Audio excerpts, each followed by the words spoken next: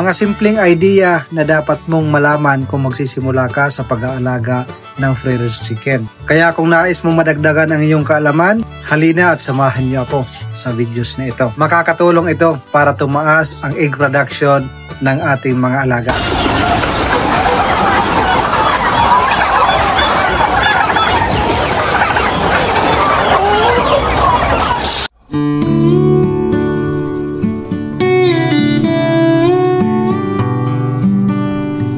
Isang pinagpalang araw sa inyong lahat mga ka-farmers. Welcome na naman muli dito sa ating YouTube channel. Baka naghahanap kayo ng mga kasagutan sa inyong mga tanong sa pag-aalaga ng free range chicken.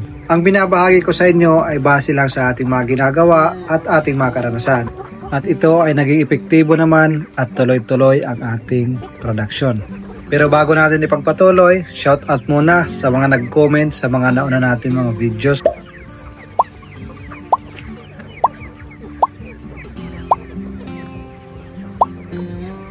Maraming salamat sa mga nagko-comment at mga nanonood sa atin. Dahil sa inyo, mas lalo akong ginaganahan mag-upload ng video at mag-share ng mga idea na pwede natin maibahagi sa ating mga kapwa ka-farmers. Kung papasok ka sa ganitong negosyo, hindi lang sapat na meron kang pangpuhunan. Kahit kunting kaalaman, sapat na yon. Ang importante, masipag tayo at madiskarte sa lahat ng ating ginagawa dito sa ating backyard farm. Kasi meron tayong mga ka-farmers na natatakot magsimula dahil hindi nga sila ganon karunong sa pag-aalaga ng ganitong mga manok. Tandaan nyo mga ka-farmers, walang nagsisimula na magaling agad. Lahat na nagsisimula, nag-uumpisa yan sa pinakauna. Kung mapapansin nyo mga ka-farmers, paikot ng ating kulungan ay mayroong net. Isa yan sa napaka-importante. Kailangan hindi makakapasok ang langaw. Kasi ang ginagawa ng langaw, nangingitlog yan sa ipot ng ating mga alaga. Pag nakaitlog yan sila, sigurado ang kasunod yan ay magiging maggots o magiging uod. At ang gagawin ng ating mga alaga, tutukain yan, kakainin. Baka yan ang maging cost para magkaroon ng sakit yung ating mga alaga. Mas mainam na mayroong net para hindi makapasok ang mga langaw. At pag rice hull yung nakalagay sa ating sahig, pansinin nyo, pag marami ng ipot, mas mainam na palagi natin yan pinapalitan.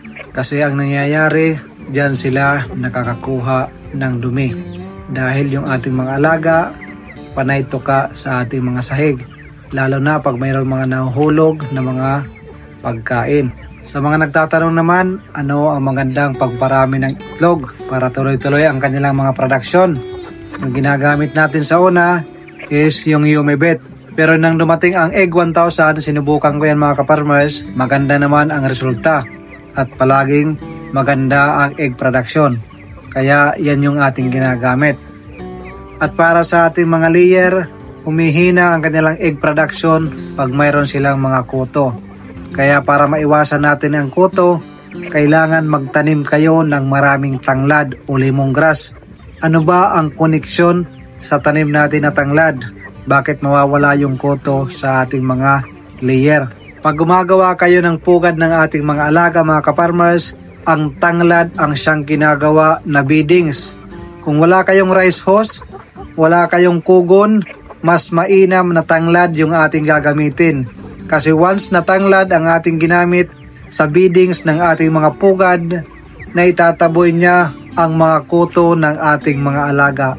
Nakakatulong po yan yung amoy ng tanglad para maitaboy yung mga kuto at iba pang mga insekto na pwedeng makaapekto sa ating mga layer. Mayroon tayo mga ka-farmers na hindi naglalagay ng ilaw sa kanilang mga kulungan. Mas mainam na mayroon tayong ilaw sa ating mga kulungan. Kahit mahina lang, at least nakakakita yung ating mga alaga. At least nakakainom sila or nakakakain sila paggabi kung nagugutom sila. Napaka-importante ng ilaw ka-farmers para manatiling maganda ang kanilang egg production. At kung kayo naman ay gumagamit ng tubig na galing sa bomba, yung hindi pa chlorinated, mas mainam na magpapatak kayo ng ilang patak bawat 1 litro ng ating tubig na ginagamit, pampainom, panglinis sa ating mga alaga. Kung kayo naman naghuhugas sa kanilang mga painuman o sa kanilang pakainan, mas mainam na lalagyan nyo ng chlorine ozone rocks para mamatay yung mga bakterya na nakakapit. Ito yung aking sinasabi, yung lemongrass o tanglad na nilagay natin sa beddings na ating paitlogan. Yan po yung lemongrass. Tinataboy niya yung kuto ng ating mga manok. Ang kuto ng manok ay halos hindi natin nakita. Ang tawag dito sa amin ay habon. Once na ikaw ay humawak ng may habon o may kuto na manok, mangangati at parang hindi ka mapakali. Makatiyan sa katawan at hindi makita. Kaya pag maraming kuto ang ating mga alagang manok, namamayat yan at mahinang mangitlog. Doon sa naano nating videos, meron nagtatanong bakit daw nakahang ang mga painuman ng manok at yung kanilang patukaan. Kaya nakahang yung kanilang patukaan at painuman mga kaparmers para maiwasan yung malagyan ng ipot. At minsan yung rice hull mga kaparmers, kinakabkab nila. Hindi ko alam yung Tagalog dito. Kinakabkab yung kinukuskus ng kanilang kamay at minsan napupunta sa kanilang patukaan at painuman. Para maiwasan yan, kaya hinahang yung ating mga patukaan at painuman ng ating mga alagang manok. Meron naman nagtatanong, palagi ba tayo nagbibigay ng organic na pagkain? O kaparmers, halos lahat sa araw-araw nagbibigay tayo ng organic na patuka para sa ating mga alagang manok. Unlimited yan sila. At syempre, palagi yan mayroong commercial feeds. Pero katamtaman lang, mas marami na ibinibigay natin yung ating organic. Unlimited ho ang ating organic na ibinibigay. Up to sawa po yan sila. Para pagdating sa ating commercial feeds, medyo mahina na silang kumain. Dahil nga, busog na sila sa organic na ating binibigay. Pero kumakain pa rin sila sa ating commercial feeds na ibinibigay. Ito mga kaparmers, ayan, dahon ng papaya, malaking tulong po yan. Rostansya po yan para sa ating mga alagang manok. Napakalakas nilang kumain mga kaparmers. Kaya mas mainam na magtanim kayo ng marami. Kahit yung hilaw na papaya mga kaparmers, malakas yan sila kumain. Pag hindi kumakain kaparmers, ang ginagawa natin, kinukuskus natin yan at ibinibigay. Palaging ubos. Lalo na pag hinog na papaya, yung ating ibinibigay at hinahaluan natin ng azola at commercial feeds. Kita nyo naman sa una nating video, palaging sold out yung ating mga organic na ibinibigay. At kahit nga yung katawan ng papaya mga kaparmers, hatiin nyo sa gitna, kuskusin nyo sa gitna, kakainin yan ng ating mga alaga. Kasi ang gitna ng papaya malambot po yan mga kaparmers. Pwede yan ipakain sa ating mga alagang manok. Meron tayo mga kaparmers na nagsasabi na sa kanilang lugar mahina daw ang bintahan ng brown egg mga kaparmers. Para sa akin mga kaparmers, nasa diskarte lang ho yan. Sa pagbibenta ng brown egg, hindi naman mahirap kasi lahat naman ngayon ay nakakakita sa social media. At akala nga ng iba, lahat ng brown egg ay organic. Pero ang totoo ay hindi naman. Pag once na gumamit na yan ng commercial feeds at mga pang vitamins, ay hindi na po yan organic. Pero ang pagtingin ng hindi marunong, organic na ang paningin nila. Mga kadalasan bumibili nito, yung mga health conscious. Magsimula kayo sa pagbenta sa inyong mga kamag-anak, kapitbahay, hanggang sa mga sari-sari store at hanggat makahanap ka ng pwede mong supplyan sa merkado. Ganyan lang po ang diskarte mga kaparmers. Lahat na nagsisimula ay kailangan pag-aralan mo lahat ng pagkakakitaan sa inyong negosyo na papasokin. Example dito, yung ating pag-aalaga ng heritage chicken. At kung kayo ay magsisimula, napansin nyo naman yung ating kulungan ng ating mga alaga. Pinagtagpi-tagpi, mga luma na mga yero. At yung ating kahoy ay yung mga normal lang na mga bilog na kahoy, yung mga nakukuha lang sa ating probinsya. So kung kayo magsisimula, huwag kaagad kayo magpapatayo ng building or magpapa-galvanize or kung ano-ano pa na kailangan gastusan. Kung ano ang pwedeng maremedyo sa inyong mga probinsya, yun lang muna. Magsimula tayo sa maliit. Once na kumita na tayo, saka na tayo magpatayo ng building.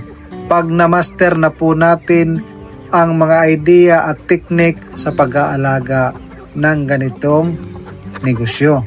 Sabi nga ng ating ibang kaparmers, hindi baling magbukhang gusgusin ka. Ang importante, nagagawa mo ang iyong pangarap. Nagsimula ka at patuloy mong pinagsisipagan at dumidiskarte. Once na nakuha mo na ang tamang diskarte, para ka na lang nitong naglalaro. At araw-araw na yung ginagawa, siguradong mamamaster mo yan.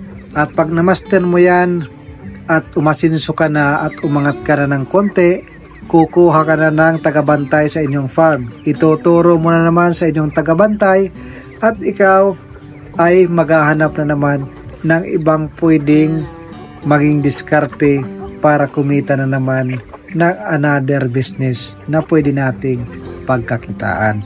Ang totoo lang kaparmers, mas masarap magkaroon ng sariling negosyo kahit hindi ganong kalaki kaysa maging empleyado. Kasi sa empleyado, kung sumasahod ka man ng napakalaki ngayon, hanggang dyan lang ang iyong sahod.